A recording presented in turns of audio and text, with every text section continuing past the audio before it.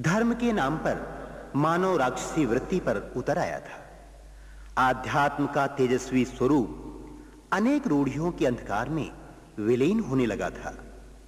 आर्यावर्त की महिमामयी पुण्य भूमि अपनी निर्मलता की अस्मिता खोने लगी।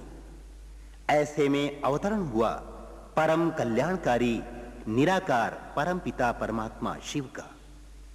निराकार परमात्मा ने दादा लेखराज के तन में प्रवेश कर उन्हें सत्य ज्ञान देने का साकार माध्यम बनाया। नए नाम और रूप के साथ ही साथ हमारे बीच प्रकट हुए युग परिवर्तनकारी युग महानायक पिता श्री ब्रह्मा लोक मंगल की दिव्य दृष्टि और सृष्टि के निर्माताओं के इतिहास पर ज्यों ही एक विहंगम दृष्टि डालते हैं तो हमें अनायास ही उस आदिदेव ब्रह्मा बाबा के युग परिवर्तनकारी दिव्य स्वरूप दृष्टिगोचर होने लगता है। पिता श्री का पुण्य स्मरण, उनकी पावन स्मृतियां, उनकी यादें या उनके जीवन से संबंधित कोई भी प्रसंग, चाहे वो जन कल्याणी सेवा का प्रसंग हो या ईश्वरीय सेवा का, चाहे त्याग तपस्या का, उस प्रसंग के स्मृति पटल पर उभरते ही अंतर मन का कण कण आनंद से आप्लावित हो उठता है। उस विराट पुरुष का जीवन वो क्षीर सागर है जिसका ना तो कोई किनारा है ना तो सीमा। जिस ओर से भी उसका पान करें अमृत मधुर है।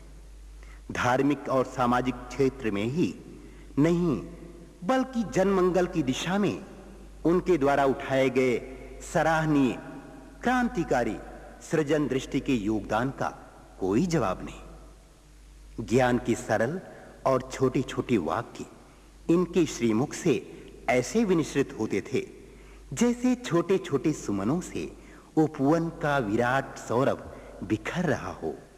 परमात्म प्राप्ति के बाद उनकी शिक्षाओं के अनुरूप उन्होंने अपने आप को इतना एकाकार कर लिया कि यह अंतर स्पष्ट करना भी कठिन हो गया कि परमात्मा शिव और पिता श्री ब्रह्मा अलग-अलग हैं।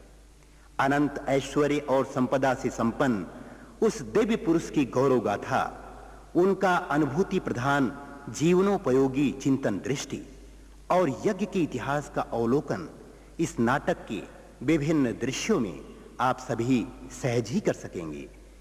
इसी आशा और विश्वास के साथ प्रस्तुत है युग परिवर्तक पिता श्री ब्रह्मा।